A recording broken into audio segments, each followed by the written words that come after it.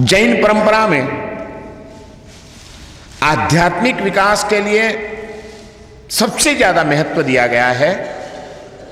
व्यक्ति स्थूल भूमिका से ऊपर उठ करके देह भाव से परे होकर के अपने स्वस्वरूप को जाने, आत्मा का बोध हो, आत्म तत्व का अनुभव हो, ये जैन धर्म का अंतिम लक्ष्य है। लेकिन हम आत्मा को कब पहचान पाएंगे? आत्मा तक पहुंचने के लिए जो साधना करनी है वो कब कर पाएंगे? जब तक हमारा शरीर ठीक नहीं है, हमारे शरीर में कोई पीड़ाएं हैं, हमारे जीवन में कोई उलझने हैं, हमारा चित्त बड़ा अशांत रहता है, तो हम सही रूप से धर्म की साधना भी नहीं कर पाएंगे। इसलिए हमारी आत्मा का विकास भी होना चाहिए। आत्मा में जन्मों जन्म के कई दोष पड़े हैं, उन दोषों में से हमारी मुक्ति हो जानी चाहिए, शुद्धि हो जानी चाहिए। ये तो हमारा प्रथम लक्ष्य है ही। लेकिन उसके साथ साथ हमारा जो बाह्य जीवन है, उस बाह्य जीवन में भी हमें कोई तकलीफ न हो, जो हमारे मन को विक्षिप्त करे, जो हमारे मन को चिंतित करे, जो हमारी और कोई भी क्रियाओं से हमें मन न लगने दे, ऐसी जो भी उलझने हैं वो भी टल जानी चाहिए। तभी हम ठीक ढंग से धर्म की आराधना भी कर पाएंगे।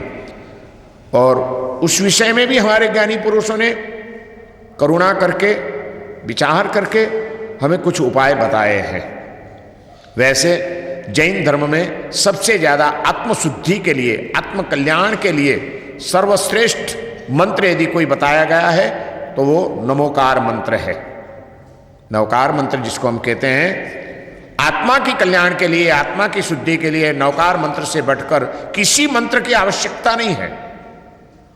लेकिन आत्मा की शुद्धि के साथ साथ बाह्य जीवन की निश्चिंतता जो हमें प्राप्त होनी चाहिए, उसके लिए भी हमारे ज्ञानी पुरुषों ने अलग अलग प्रकार की तकलीफों के लिए अलग अलग प्रकार के कई मंत्रों की साधना भी बताई गई है। जैन धर्म में यंत्रों का भी पूजन होता है, मंत्र का जप होता है, और कई मंत्र के साथ यंत्र का पूजन करते करते कई विधियां करनी होती है। उनसे हमारी बाह्य जीवन की जो मुसीबतें हैं वो कम हो सकती है। ऐसी कुछ घटना जब घटी जैन समाज में आज से 2500 साल पहले, जब किसी प्रेतात्मा ने, किसी दुष्ट देव ने गुस्से में आकर के जैन समाज को परेशान करने का सोच लिया और जैनियों के घर घर में मरकी का उपद्रव, मरकी की बीमारी फैलने लगी। जिसके घर में जाओ 2-4 मरीज बीमार हैं, रोज 1-2 मृत्यु होती है। इनके घर में हुई, इनके घर में हुई, इनके घर में हुई। रोज नई नई सुनने मिलती है कि इनके घर में आज 2 मृत्यु हो गई, इनके घर में आज 3 लोग मर गए, इनके घर में आज 1 आदमी मर गया। रोज रोज लोग मरने लगे मरकी के उपद्रव से, बड़ी बीमारी से, और चैप फैलता गया। क्या करना? जैन समाज बड़ा चिंतित हो गया कि ये तो कैसे चल सकता है। जैन धर्म के ऊपर, जैन समाज के ऊपर कोई दैवी उपद्रव है, इसका निवारण होना चाहिए। कहां जाना? उस समय भगवान महावीर देव की परंपरा में जो अंतिम श्रुत केवली हुए, जो 14 पूर्व का ज्ञान जिनको सिद्ध था, जो बड़े महान योगी थे, जिन्होंने नेपाल में जाकर के 12 साल तक हिमालय की गुफाओं में ध्यान की साधना की थी, और उसके द्वारा अपनी आत्मशक्तियों को, अपनी संकल्प शक्ति को, अपनी दैवी शक्तियों को जिन्होंने जागृत कर दिया था, ऐसे एक महापुरुष थे भद्रबाहु स्वामी। भगवान महावीर देव की परंपरा में भगवान महावीर देव की पहली पार्ट पे आए सुधर्मा स्वामी। सुधर्मा स्वामी के बाद आचार्य बने जम्बू स्वामी, उनके बाद प्रभव स्वामी, उनके बाद स्वयंभव सूरी, उनके बाद यशोभद्र सूरी, और उनके बाद आए भद्रबाहु स्वामी। भगवान महावीर देव की 6ठी पाठ परंपरा में ये 14 पूर्वधर अंतिम श्रुत केवली भद्रबाहु स्वामी हुए, जो बड़े योगी पुरुष थे, बड़े सिद्ध पुरुष थे, बड़े ज्ञानी पुरुष थे, और जिनकी साधना इतनी गहरी थी, जिनकी संकल्प शक्ति इतनी मजबूत थी, वो जो चाहे मन से संकल्प करे वो कार्य हो सकता था। वो जिनकी भी साधना करे देवताओं को प्रत्यक्ष होना पड़ता था। जब जैन समाज में ये पूरा उपद्रव फैल गया और भी फैलने लगा, रोज घर घर में मृत्यु होने लगी, तो जैन समाज के अग्रणी लोग गुरुदेव के पास गए, भद्रबाहु स्वामी को जाकर के विनती करते हैं, गुरुदेव कुछ करो, जैन समाज के ऊपर ये बड़ी आपत्ति आई है, घर घर में मृत्यु हो रही है, लोग बड़े पीड़ित हो करके मरते हैं, कुछ रक्षा का उपाय बताओ। उस समय भद्रबाहु स्वामी ने कहा, चिंता मत करो, सब ठीक हो जाएगा। और उन्होंने ध्यान लगाया, ध्यानस्थ बन गए। ध्यान लगा करके उनकी जो साधनाएं थी उसमें से उन्होंने 23वें तीर्थंकर भगवान पार्श्वनाथ, जिनका प्रभाव कुछ ज्यादा ही था, जिनके प्रति भक्ति के वजह से कई देवी देवताओं उनके पास रहते थे, उनको समर्पित रहते थे, ऐसे महान सिद्ध पुरुष, योगी पुरुष तीर्थंकर भगवान पार्श्वनाथ भगवान, उनका ध्यान किया उन्होंने। और भगवान पार्श्वनाथ का ध्यान करके भगवान पार्श्वनाथ से वही प्रार्थना करते हैं दिल से कि पूरे संघ की सुरक्षा होनी चाहिए, सब लोग भयमुक्त हो जाने चाहिए, सबकी बीमारियां दूर हो जानी चाहिए। और इसलिए भगवान पार्श्वनाथ को भावपूर्ण वंदना करके प्रार्थना करते हैं। भद्रबाहु स्वामी ने पार्श्वनाथ भगवान का ध्यान करके उनको भावपूर्ण वंदना करके दिल से जो प्रार्थना की, उस प्रार्थना का जो सूत्र है, वही सूत्र का नाम है वसगहरम स्तोत्र। एक श्लोक में जो की जाती है वो प्रार्थना कही जाती है, जो अनेक श्लोकों में जिसकी रचना की जाती है उसको अपनी प्राचीन परंपरा में स्तोत्र कहा जाता है, जिसमें स्तुति होती है भगवान की और उसमें दिव्य शक्तियां भी छिपी हुई रहती है। आज से करीब 2500 साल पहले पूरे संघ की सुरक्षा के लिए, संघ को भयमुक्त करने के लिए और दैवी उपद्रवों से कैसे बचा जाए, प्रोटेक्शन कैसे अपना किया जाए, इसके लिए भद्रबाहु स्वामी ने जो ये वसगहरम स्तोत्र की रचना की, वो आज 2500 साल के बाद भी आज भी पूरी जैन परंपरा में, जैन धर्म के चारों संप्रदायों में, चाहे मंदिर मार्गी हो, चाहे स्थानकवासी हो, चाहे श्वेतांबर हो, चाहे दिगंबर हो, चाहे तेरापंथी हो, चाहे 20पंथी हो, सभी परंपराओं में सर्वमान्य और श्रद्धा से जिसकी उपासना होती है, ऐसा कोई मंत्र स्तोत्र है तो मेरे ख्याल से ये दोनों है, नवकार महामंत्र और वसगहरम स्तोत्र।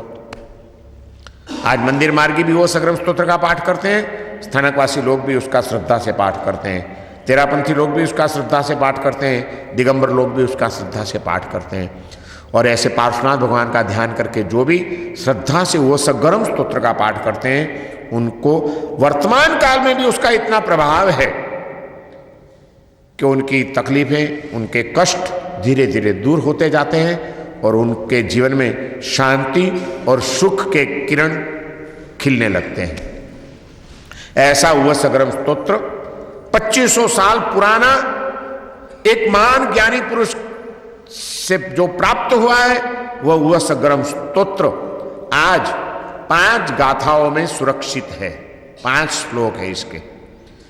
अलबत्त जिन दिनों में उन्होंने रचना की थी, उन दिनों में तो कुछ और भी मंत्र शक्तियां उसमें डाल करके विस्तृत वसगहरम की स्तोत्र रचना की गई थी, लेकिन कुछ दुरुपयोग होना लगा जब इस वस्तु का, तब उन्होंने जो कुछ प्रभावशाली गाथाएं थी जिसमें मंत्र शक्तियां और दैवी शक्तियां निहित थी, ऐसी गाथाओं को उन्होंने वापस खींच लिया, लुप्त कर दी गई। और महिमा जो है पार्श्वनाथ भगवान का और सच्चे दिल की जो प्रार्थना है वो जिसमें समाई हुई है, ऐसी 5 गाथाओं का स्तोत्र समाज के कल्याण के लिए संघ की विनंती से भद्रबाहु स्वामी ने रहने दिया, जो आज 2500 साल के बाद भी हमें प्राप्त हो रहा है।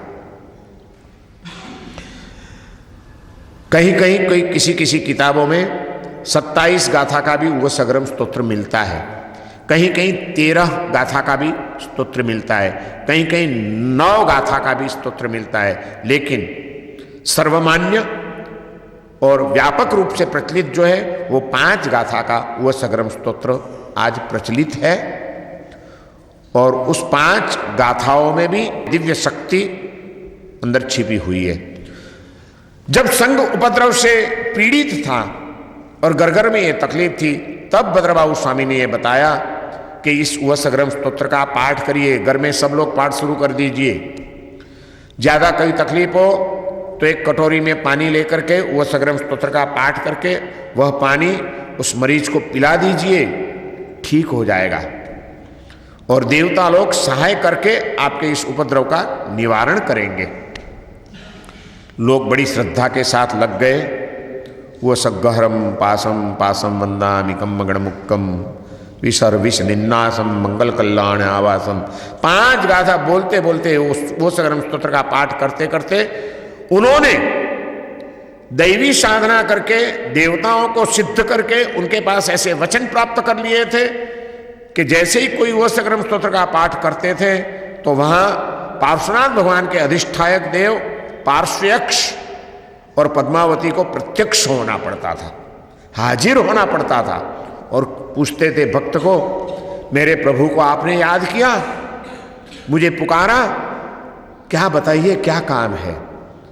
और जो भी तकलीफ थी वो तकलीफ दूर कर देते थे देवलोक आके, देवता लोग आकर के। पार्श्वनाथ भगवान के जो अधिष्ठायक है पार्श्वयक्ष धरणेन्द्र पद्मावती, ये पाताल लोक के देवताएं हैं। हमारी जैन परंपरा में देवगति के 4 प्रकार बताए गए हैं। हमारे से ऊपर सबसे पहले ज्योतिष चक्र है। सूर्य, चंद्र, ग्रह, नक्षत्र, तारे, ये सब देवताएं हैं। हमें जो दिखाई देते हैं वो देवताओं के विमान हैं, लेकिन उसमें देव लोक के जीव बसते हैं। ये सबसे पहले देवगति है ज्योतिष चक्र की। उसके ऊपर जो कुछ समृद्धिशाली देवताएं हैं जिनको वैमानिक देवलोक कहते हैं, ऐसे वैमानिक देवलोक के 12 प्रकार हैं, 12 देवलोक हैं। उसके भी ऊपर नवग्रैव्यक देव हैं और उसके भी ऊपर 5 अनुत्तर विमान है, अनुत्तर देवलोक के देव हैं। और उसके बाद इस 14 राजलोक की ऊपरी स्थिति में आखिरी में सिद्धशिला है, जहाँ मुक्त आत्माएं रहती है, सिद्ध आत्माएं रहती है। लेकिन देवगति के जो प्रकार हुए, ऊपर के वैमानिक देव, ये ज्योतिष देव। बाकी के 2 प्रकार है वो नीचे है, जिसको हम भूत, प्रेत, पिशाच, व्यंतर निकाय के देव कहते हैं। जैन धर्म में उसको व्यंतर निकाय के देव बताए गए हैं। 8 व्यंतर, 8 वाण व्यंतर, 16 प्रकार के भटकी हुई आत्माएं व्यंतर गति में, भूत प्रेत की गति में जो आत्माएं गई है, वो इस पृथ्वी लोक में कहीं ना कहीं जगह बना करके रह जाती है, वो व्यंतर देवलोक है। और हमारे से नीचे पाताल लोक में भी देवलोकों का निवास है। उसको जैन परंपरा में भुवनपति निकाय के देव माने गए हैं, कहे गए हैं।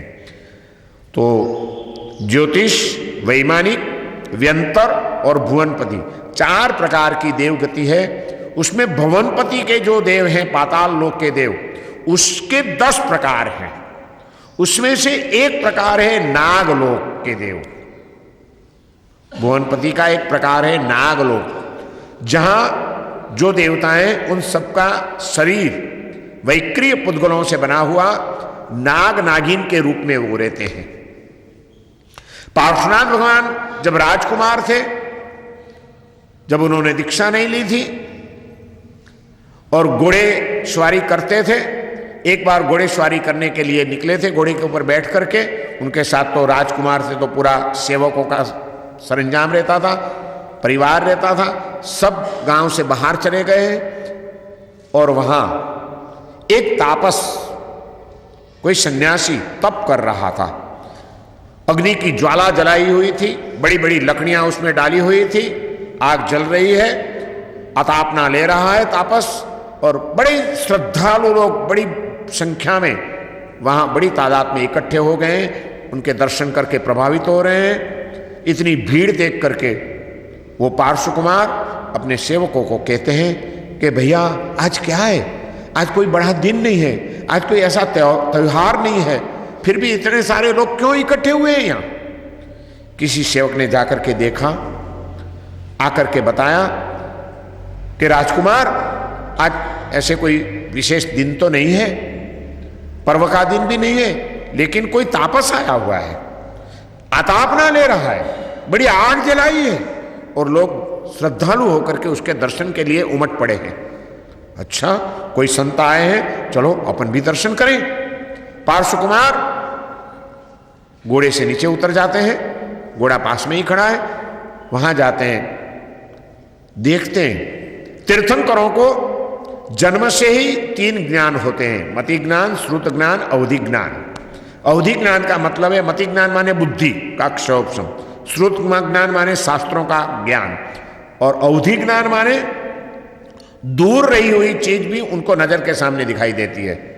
इस दीवार के पीछे क्या है हमें नहीं दिखाई देता है। जिनको अवधि ज्ञान होगा उनको ये दीवार भी नड़ेगी नहीं, जो यहां का देख सकते हैं वैसा ही वहां का भी देख सकते हैं। इसको अवधि ज्ञान कहते हैं, मर्यादा में होता है वो।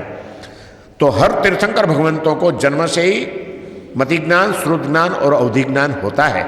और अवधि ज्ञान से उन्होंने देखा कि जो बड़ी बड़ी लकड़ियां जल रही है उसमें से एक लकड़ी अंदर से पोली थी, होलो, और उसमें एक नाग नागिन का जोड़ा विश्राम करने के लिए बैठा होगा, वो लकड़ी लाके सीधी आग में डाली गई है। और बड़ी गर्मी से नाग नागिन तड़प रहे हैं, कुछ पूंछ का विस्तार उनका जल भी गया है। तीर्थंकर की आत्माएं करुणावंत होती है, उन्होंने देखा कि इसमें तो 2 आत्माएं जल रही है, अरे अभी मर जाएगी। तो तापस को कहते हैं, स्वामी जी क्षमा करें, ये कैसी आपकी तपश्चर्या, ये कैसी आपकी साधना, जहां जीव हत्या हो रही है, जीव हिंसा हो रही है। हिंसा में कभी धर्म हो सकता है क्या? इतने सारे भक्त लोग बड़ी श्रद्धा से दर्शन करते थे, और उस समय कोई एक लड़का आकर के ऐसा सवाल करे, तापस को बहुत बुरा लगा, उसको लगा मेरा अपमान हो रहा है। वो कहता है, अरे राजकुमार जाओ जाओ जाओ जाओ जाओ जाओ, तुम घोड़ेसवारी करो, खेलो घोड़ों के साथ, साधना के विषय में तुमको क्या पता चलेगा, जा। नहीं स्वामी जी क्षमा करें, ऐसी बात नहीं है, लेकिन यहां आपने जो आग जलाई है उसमें कुछ जीव मर रहे हैं। अरे यहां कैसे जीव आ गए, कहां है बताओ। पार्श्व कुमार ने अपने एक सेवक को कहा, इस लकड़ी को बाहर निकालो। कुल्हाड़ी मंगाई, कुल्हाड़ी से लकड़ी को फाड़ते हैं। जब फाड़ दिया लकड़ी को, अंदर गर्मी से परेशान नाग नागिन ऐसे ऐसे ऐसे ऐसे बाहर निकल गए, आधा शरीर जल भी गया है। पार्श्व कुमार ने देख लिया अपने ज्ञान से कि अभी इनकी मृत्यु नजदीक हुई, कुछ ही क्षणों में इनकी मृत्यु हो जाएगी। लेकिन मृत्यु होने से पहले भी इनको मन की शांति मिलनी चाहिए, समाधि मिलनी चाहिए। पीड़ा तो बहुत है, लेकिन इनकी सद्गति होनी चाहिए। करुणा आ गई, सब कुछ छोड़ करके एक साइड में नाग नागिन जहां तड़प रहे हैं वहां जाके बैठ गए, और बैठ करके वहां मधुर आवाज में नमोकार मंत्र का पाठ करते हैं। नमो अरिहंताणम, नमो सिद्धाणम, नमो आयर्याणम। तीर्थंकरों की आवाज इतनी मधुर होती है, उनकी हृदय की करुणा और भावना भी इतनी उदात्त रहती है। उनकी भावना का प्रभाव, उनके मधुर आवाज का प्रभाव, और नमोकार महामंत्र के एक एक अक्षरों में छिपी हुई दिव्य शक्तियों का प्रभाव। इतनी पीड़ा में भी उस नाग नागिन को बड़ी शांति मिलती है, शांत हो जाते हैं और बस देखते रहते हैं पार्श्वनाथ को। पार्श्व कुमार का मरते मरते जो तीर्थंकर का दर्शन हो गया, नवकार मंत्र का श्रवण मिल गया, शांति जो मिली, वहां से मृत्यु हो गई दोनों की, और वे लोग वहां से भुवनपति निकाय के नागलोक में देव देवी के रूप में उत्पन्न हो गए। अब देव देवियों को भी अवधि ज्ञान होता है, वो पहले का भी जान सकते हैं, आगे का भी जान सकते हैं। तो देवलोक में जाने के बाद कुछ समय के बाद उनको विचार आया कि हम यहाँ कहाँ से आए। उन्होंने अपना अवधि ज्ञान का उपयोग रखा, ध्यान दिया, तब उनको पता चला कि अरे हम तो बुरी तरह से जल के खत्म हो जाते, लेकिन इस महापुरुष ने हमें बचाया, इन महापुरुष ने हमें नवकार मंत्र सुनाया, इनके दर्शन के प्रभाव से, इनकी वाणी के प्रभाव से हमें देवगति प्राप्त हुई है, ये तो हमारे उपकारी है।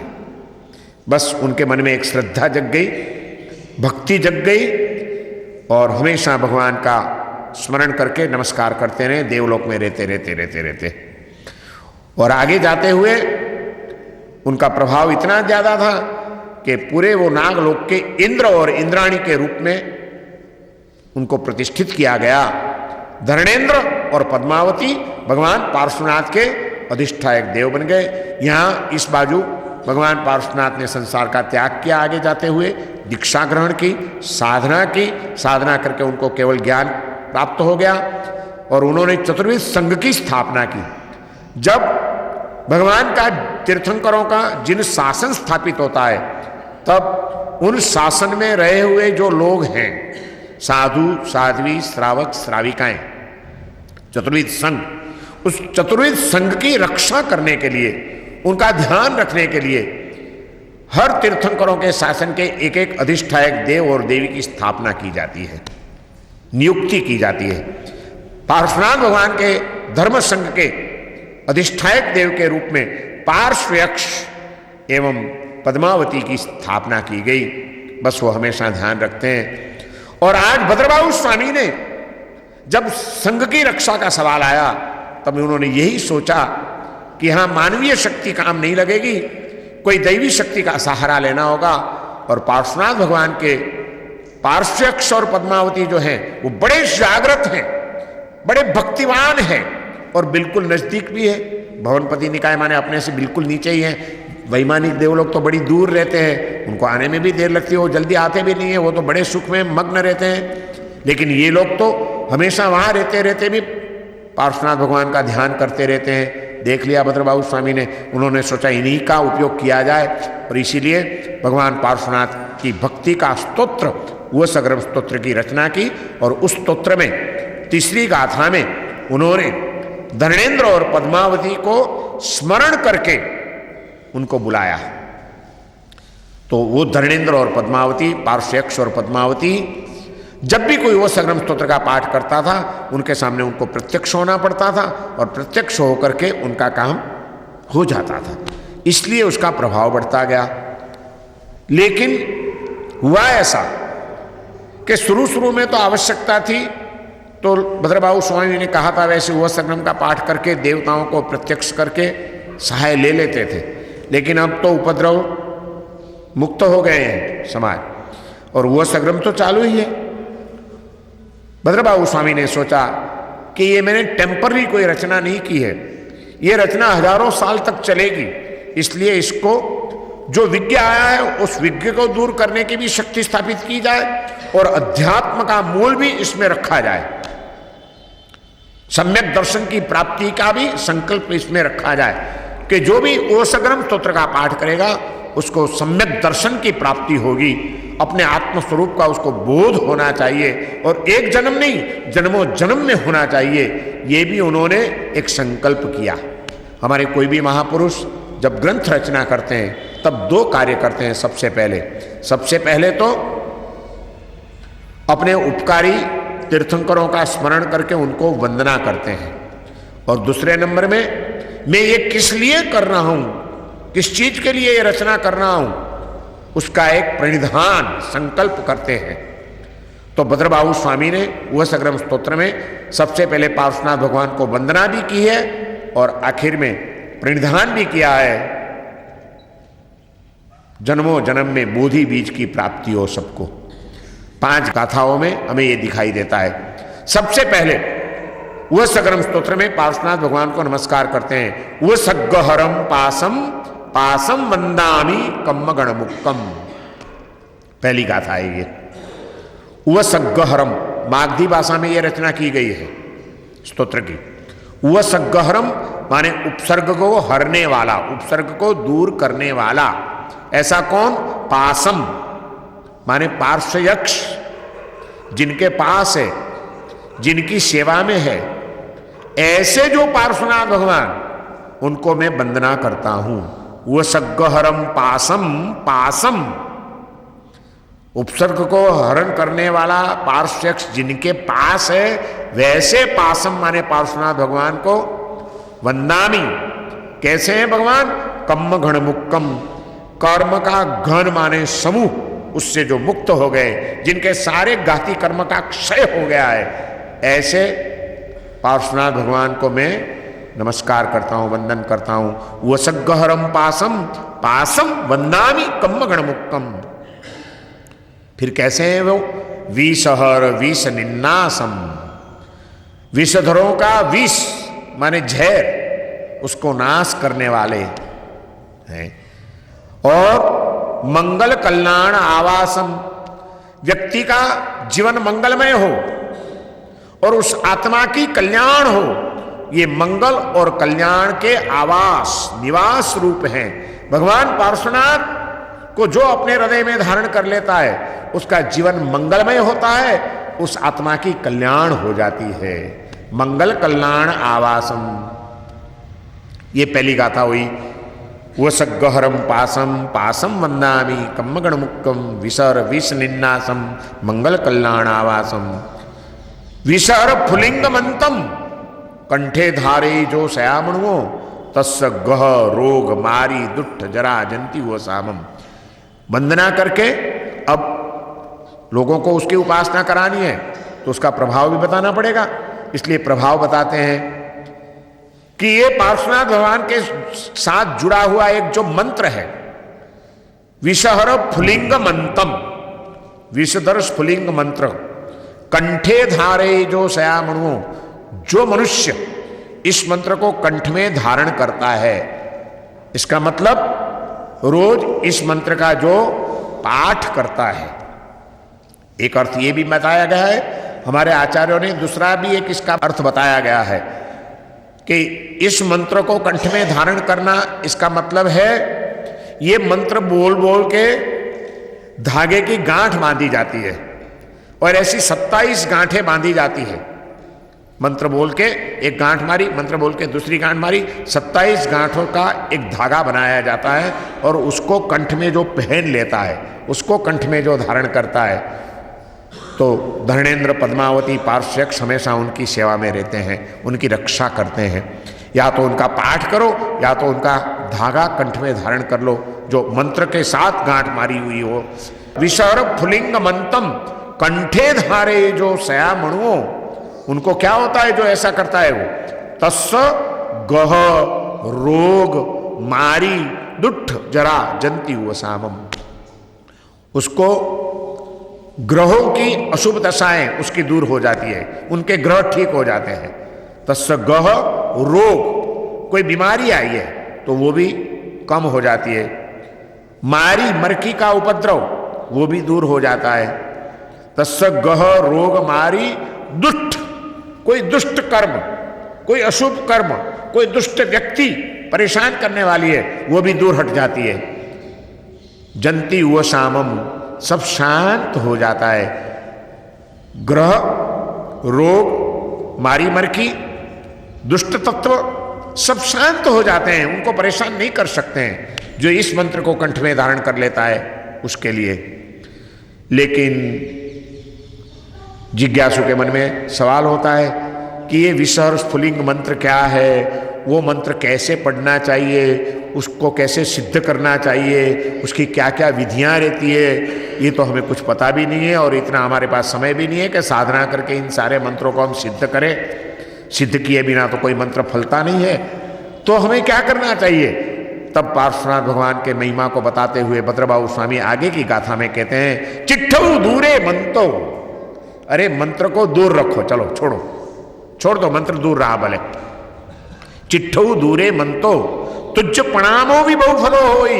हे पार्श्वनाथ भगवान, आपको सच्चे दिल से किया हुआ प्रणाम, नमस्कार भी बहुत कुछ फल देने वाला है। हृदय में श्रद्धा के साथ पार्श्वनाथ भगवान का ध्यान करके, पार्श्वनाथ भगवान का स्मरण करके सच्चे दिल से उनको प्रणाम करो तो भी आपका काम हो सकता है। चिट्ठौ दूरे मंतो तुझ प्रणामो बहुफलो होई। नर तिरियेषु वी जीवा पावंती न दुख दो गच्छम। नर माने मनुष्य, तिरिय माने पशु, मनुष्य योनि और पशु योनि। नर तिरियेषु वी जीवा, उस योनि में रहे हुए जो जीव है, पावंती न दुख दो गच्छम, उनको दुख नहीं प्राप्त होता है और दुर्भाग्य उनका जगता नहीं है, दुर्गति उनकी होती नहीं है। सिर्फ भाव से पार्श्वनाथ भगवान को किया हुआ नमस्कार भी हमारे दुखों का, हमारे दुर्भाग्य का और हमारी दुर्गति का नाश करने वाला है। पावंती न दुख दो गच्छम तु सम्मत्ते लब्धे। हे भगवान, आपका सम्यक्त्व, आपका सम्यक दर्शन, आपके प्रति, आपके धर्म के प्रति हृदय की सच्ची श्रद्धा यदि प्राप्त हो जाए तो क्या होता है? तु सम्मत्ते लब्धे। कैसा है सम्यक दर्शन? भगवान के प्रति रखी हुई श्रद्धा, अटूट श्रद्धा, अखूट श्रद्धा, पूरी निष्ठा के साथ जगी हुई भक्ति, उसका प्रभाव कैसा है? चिंतामणि कप पाए वब्बहिए। चिंतामणि रत्न, एक ऐसा रत्न आता था, चिंतामणि रत्न। उस रत्न के पास जाकर के आप जो भी सोचो विचारो आपको मिल जाए। सिर्फ चिंतन करना है, विचार करना है। चिंतामणि रत्न ऐसा मणि था जो विचार करने से दिव्य देवता अधिष्ठित, आप जो विचार करते हैं देवता लोग आपकी इच्छा पूरी करते हैं, वो चीज आपको दे देते हैं। और कल्प पादप माने कल्प वृक्ष। कल्प वृक्ष ऐसा एक वृक्ष आता था देवताओं के द्वारा निर्मित, कि उसके पास जाकर के जो भी आप बोलो, मांगो कि मुझे ये चाहिए, वो वृक्ष दे देता था। लेकिन ये भगवान पार्श्वनाथ का जो सम्यक दर्शन है, भगवान पार्श्वनाथ के प्रति जमी हुई जो श्रद्धा है, वो कितनी प्रभावशाली है। कहते चिट्ठौ दूरे मंतो तुच्छ प्रणामो बहुफलो होई। नरत्रियेषु विजीवा पावंती न दुख दो गच्छम तु सम्मत्ते लब्धे। चिंतामणि कप पाए वब्बहिए। चिंतामणि रत्न और कल्प वृक्ष उससे भी बढ़ करके है। ना चिंतामणि रत्न की जरूरत है, ना कल्प वृक्ष की जरूरत है। हमारे लिए तो पार्श्वनाथ भगवान के प्रति जो श्रद्धा है, उनके धर्म के प्रति जो श्रद्धा है, वही हमारी सारी मनोकामनाएं पूर्ण करने के लिए सक्षम है। तु सम्मत्ते लब्धे चिंतामणि कप पाए वब्बहिए। पावंती अविघ्नेणम जीवाय रामरम ठाणम। क्या होता है? प्राप्त करता है। पावंती माने प्राप्त करता है। पावंती अविघ्नेणम, शीघ्रता से प्राप्त कर लेता है। क्या? पावंती अविघ्नेणम जीवा ऐरामरम ठाणम। अजर अमर स्थान, हमारे आत्मा की मुक्ति प्राप्त कर लेता है। और फिर आखिर में कहते हैं यशंथुओ महायश हो, जिनका यश पूरे विश्व में फैला हुआ है, ऐसे महान यश के स्वामी है पार्श्वनाथ भगवान। ये संतुओ, मैंने यहां आपकी स्तुति की है, आपकी प्रार्थना की है। ये संतुओ महायश भक्ति बर निब्बरेण येण। मैंने आपकी प्रार्थना कैसे की है? भक्ति से भरे हुए हृदय से की है। ऐसे ही बोलने की तरह मैं नहीं बोल गया हूं, वो सगरम पासम पासम वंदामिका मंगल मुक्कम सर्विस मंगल कल्याणावसम। पार्श्वनाथ भगवान का ध्यान करके उनके प्रति भक्ति का भाव जगा के पूर्ण भक्ति से भरा हुआ हृदय, उस हृदय से मैंने इस स्तोत्र का पाठ किया है। आपको मैंने ये प्रार्थना की है, ये संतुओ महायस भक्ति बर निब्बरेण येण। तो क्या मैंने ऐसे ही कुछ थोड़ा किया है? बनिया कोई भी काम करता है बिना गिनती कभी करता है? हम कोई भी काम करते हैं, लेकिन हमको रिवॉर्ड चाहिए, रिजल्ट चाहिए। यदि जहां कोई रिवॉर्ड नहीं मिलने वाला है, ऐसा काम करने के लिए आप तैयार होंगे? और उसमें भी बनिया बिना गिनती से कोई भी काम करेगा। कुछ मिल रहा है तो वो भागेगा, नहीं मिलेगा तो कुछ भी नहीं करेगा। यहां तो इस हाथ से दो, इस हाथ से लो, ये बात है। तो भद्रबाहु स्वामी जानते थे हमारे मानस को। इसलिए उन्होंने हमें यह भी कह दिया कि भगवान हम आपकी स्तुति करते हैं, बड़ी श्रद्धा के साथ करते हैं, भक्ति से भरे हुए हृदय से करते हैं, लेकिन ऐसे ही नहीं करते हैं, हमें कुछ चाहिए। क्या चाहिए? क्या चाहिए? ये संतो मायस बत्ती पर निब्रेण हियेण तादेव दिग्ज बोहिम। इसलिए अब भगवान सुन लो, हे देव, हे देवाधिदेव, हे पार्श्वनाथ भगवान, दिग्ज बोहिम, मुझे दो। क्या? बोधि। बोधि माने आत्मा का बोध। ये शरीर मैं नहीं हूं, शरीर से परे जो तत्व है वो मैं हूं। ये देह से भिन्न आत्म तत्व की अनुभूति मुझे होनी चाहिए, मुझे मिलनी चाहिए। और कब? एक बार नहीं, भवे भवे पास जिनचंद, जन्मों जन्म मुझे बस आत्मस्वरूप का बोध प्राप्त होता रहे, बस यही मेरी कामना है। और इसीलिए मैंने आपको भक्ति से भरे हृदय से ये प्रार्थना की है। कुछ भी हम करेंगे तो कुछ लेने के लिए करेंगे। लेकिन वो समय था जब भद्रबाहु स्वामी जैसे महान ज्ञानी पुरुष भगवान से क्या मांगते थे, उनका लक्ष्य क्या था? ये तो ठीक है, एक तकलीफ आई है, वो तकलीफ का निवारण हो जाए, देवता लोग आकर के सहाय कर दे, लेकिन उतने में अटक नहीं जाना है। भगवान के साथ संबंध जोड़ना है, और ऐसा संबंध जोड़ना है जो इस जन्म में ही खत्म न हो जाए, जन्मों जन्म तक भगवान की भक्ति हमें मिलती रहे, भगवान की कृपा हम पे होती रहे, और भगवान के प्रभाव से हमें आत्मा का बोध होकर के हमारी आत्मा भी परमात्मा भाव को प्राप्त कर ले। ये एक अंतिम लक्ष्य था हमारा, ये हमारा डेस्टिनी था कि हमें परमात्मा भाव में जाना है, देह भाव से उठ करके परमात्मा भाव को प्राप्त करना है। ये हमारा था डेस्टिनी। हमारा लक्ष्य क्या है? हमने कभी हमारी डेस्टिनी नक्की की है? हमें क्या चाहिए, कहां पहुंचना है, क्या प्राप्त करना है? वह सगरम स्तोत्र हमारे लक्ष्य को स्पष्ट कर देता है, नहीं तो आदमी उलझ जाएगा।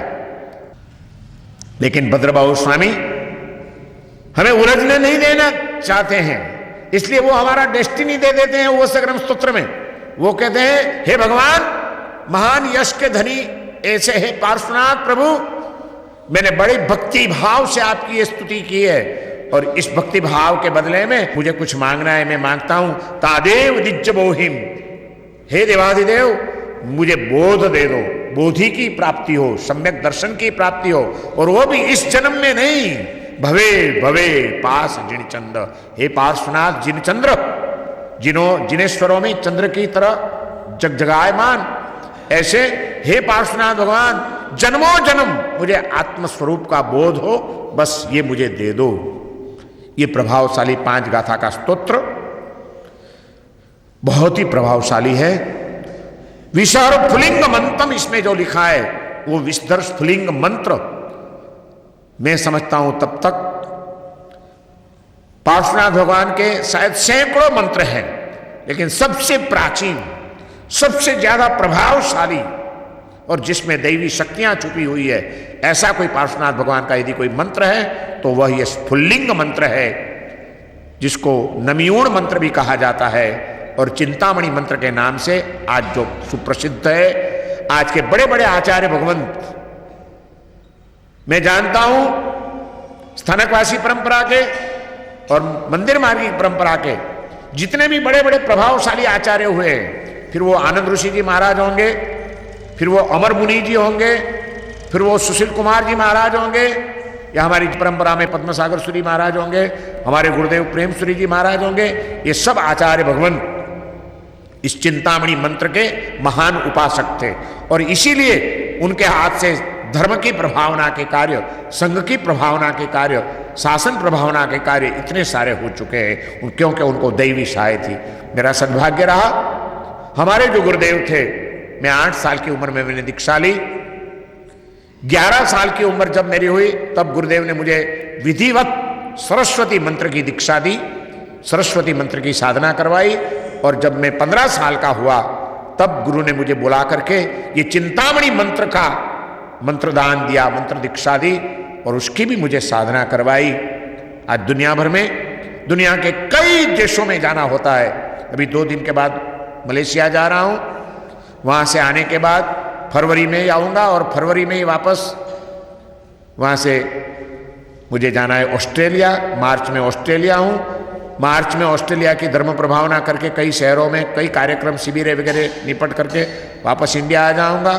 और फिर अप्रैल में, मार्च के एंड में ही फिर लंदन जाना है, इंग्लैंड जाना है, वहाँ जैन मंदिर की प्रतिष्ठा करनी है। वापस मई में मैं इंडिया आ जाऊँगा। वापस जून में अमेरिका जाना है, वहाँ भी एक बड़े मंदिर की प्रतिष्ठा है, कई प्रवचन का आयोजन है।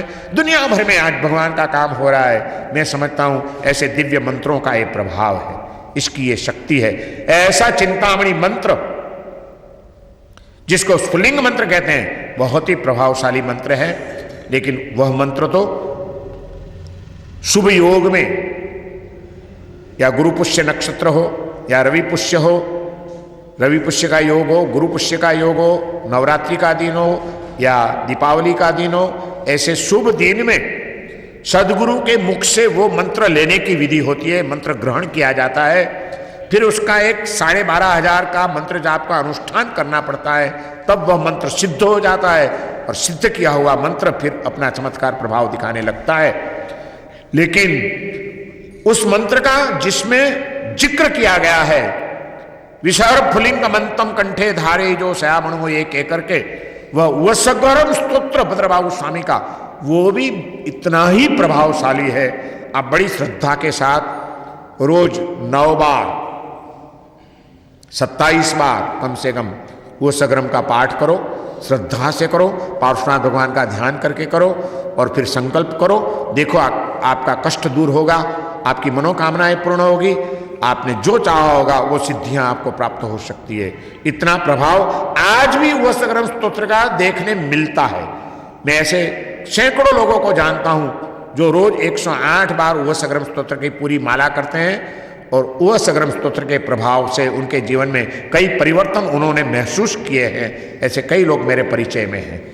कई साधु संत भी आज इसकी उपासना बड़ी श्रद्धा के साथ कर रहे हैं। ऐसा एक दिव्य मंत्र, एक दिव्य स्तोत्र हमें जो मिला है, नवकार मंत्र के साथ यदि वो सगरम स्तोत्र का पाठ किया जाए और उसमें भी जब कभी जल्दी से कोई कार्य करना हो, इमीडिएट रिजल्ट आपको चाहिए, तो एक नवकार मंत्र पढ़ो, एक वो सगरम का पढ़ो, वापस एक नवकार मंत्र पढ़ो, एक वो सगरम पढ़ो, एक नवकार मंत्र पढ़ो, एक वो सगरम पढ़ो।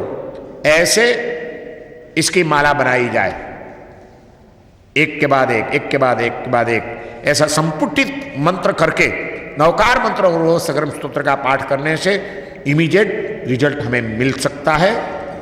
हमारी साधना होनी चाहिए, हमारी श्रद्धा होनी चाहिए, हमारी निष्ठा होनी चाहिए। और आखिर में और भी एक छोटा सा प्रयोग आपको बताना चाहूँगा। यहाँ आया हूँ, आपको अवश्य कभी न कोई काम लगेगा। ऐसा एक प्रयोग बता करके मैं अपने प्रवचन को समाप्त करूँगा। वो सगरम स्तोत्र का प्रभाव यदि आपको देखना है, कभी छोटी छोटी बातों में इसका उपयोग नहीं करना चाहिए। वो देवता लोग इसीलिए चले गए इसमें से, क्योंकि पहले तो जरूरत थी तब करते थे, फिर सब उपद्रव शांत हो गया और लोगों के हाथ में चीज आ गई, तो कुछ भी छोटा काम हो, जैसे कि घर में छोटा बच्चा पैदा हुआ है, घर में वो कोई संभालने वाला है नहीं, माँ को रसोई करनी है, वो किचन में बैठी रसोई कर रही है, बच्चा पालने में रो रहा है, तो फट दे करके वो महिला बैठ जाती थी, वो सगरम पाठ कर लेती थी। वो सगरम पासम पासम नामिकम मगणमुकम विसर्वेशनासम, जैसे ही वो सगरम का पाठ पूरा होता था, धर्मेंद्र प्रत्यक्ष हो जाते थे। बहन जी क्यों याद किया? अरे मुझे यहाँ थोड़ी रसोई करनी है, बच्चा रो रहा है, आप थोड़ा पालना जुलाओ ना। ऐसे छोटे छोटे छोटे छोटे कामों में लोग वो सगरम का दुरुपयोग करने लगे। तो अभी एक जगह पर तो काम किया नहीं, उतने में तो किसी और घर में किसी ने वापस वो सगरम का पाठ किया, तो वहां भागना पड़ता था धर्मेंद्र को। यहां भागे, वहां भागे, वहां भागे, वहां भागे, परेशान हो गए। कुछ दिनों के बाद ये देवलोक, पार्श्वयक्ष वगैरह देवताएं जो पार्श्वनाथ भगवान के अधिष्ठायक थे, वो भद्रबाहु स्वामी के पास गए, बोले गुरुदेव आपने मंत्र से हमें बांध लिया है और लोगों को तो आपने उपद्रव से बचा लिया, लोगों के दुख तो दूर कर दिए, अब कृपा करो हमारे दुख भी दूर करो, हम भी बड़े दुखी हो गए हैं। कोई शांति से बैठने नहीं देते, बहुत गलत गलत उपयोग कर रहे हैं, कुछ करो। तो भद्रबाहु स्वामी ने जो गाथा थी, जिसमें ये मंत्र छिपा हुआ था, जिसमें ये शक्ति अपनी डाली हुई थी संकल्प की, कि जिस शक्ति के प्रभाव से अधिष्ठायकों को प्रत्यक्ष होना पड़ता था, वो शक्ति उन्होंने वापस खींच ली और सिर्फ प्रभावशाली ऐसे स्तोत्र का अस्तित्व रहने दिया। तो कभी कभी हमारी अयोग्यता भी बड़ी मूल्यवान वस्तुओं से हमें दूर कर देती है, इसलिए गलत उपयोग कभी नहीं करना है। किसी भले के लिए, किसी के भले के लिए सदुपयोग जरूर करिए। और कभी आपके जीवन में, आपके परिवार में ऐसा कोई प्रसंग आए, मान लीजिए कि आपके कोई वडील, आपके माता पिता, आपका कोई निकट का स्वजन बहुत ही बीमार है, ठीक नहीं हो रहा है और उनकी समाधि टिकनी अब मुश्किल हो गई है। ऐसे समय में आप एक काम करना, एक चांदी की कटोरी लीजिए, छोटी सी, अलग रखिए घर में, उसमें पानी लीजिए, पानी की कटोरी ये हाथ में रखिए, आराम से बैठ जाइए, पार्श्वनाथ भगवान का स्मरण कर लीजिए और फिर ये अपने दाहिने हाथ की त्रिकोण मुद्रा करनी है। बीच वाली 2 अंगुली और अंगूठा, ये 3 को इकट्ठा करिए, पहली और छली अंगुली खुली रहेगी, ये त्रिकोण मुद्रा होगी। देखिए ये त्रिकोण हो गया ना, इसको त्रिकोण मुद्रा कहा जाता है। चांदी की कटोरी में पानी लिया थोड़ा सा, ये त्रिकोण मुद्रा हाथ की कर ली, उसको पानी में लगा दो, अंगुलियों को पानी के साथ उसका टच होना चाहिए, कटोरी में अंगुली डुबा दो और फिर ध्यान से पार्श्वनाथ भगवान को प्रार्थना करते हुए सगरम पासम पासम वंदामिकम गणमुक्कम विसर्विष्णिन्नासम मंगल कल्याण आवासम, इस वो सगरम का एक बार बोल लीजिए, पूरा 5 श्लोक पाठ कर लीजिए, अंगुली उठा करके फूंक मार दीजिए, वापस दूसरा वो सगरम बोलिए, फूंक मार दीजिए, वापस वह सगरम बोलिए, फूंक मार दीजिए। 7 वह सगरम का पाठ करके 7 फूंक मार दीजिए और वह पानी उस मरीज को पिला दीजिए, तकलीफ में जो आदमी है उसको पिला दीजिए। सुबह करिए, शाम करिए, सिर्फ 7 दिन का प्रयोग आप करके देख लो। जिसकी शायद डॉक्टरों ने भी आशा छोड़ दी होगी, बहुत पीड़ित होगा, वो कम से कम थोड़ा स्वस्थ हो जाएगा और अपनी अंतिम दिन बड़ी शांति से, समाधि से उसके गुजर जाएंगे। उसकी दुर्गति नहीं होगी, उसकी अवश्य सद्गति होगी, उसको साता मिलेगी।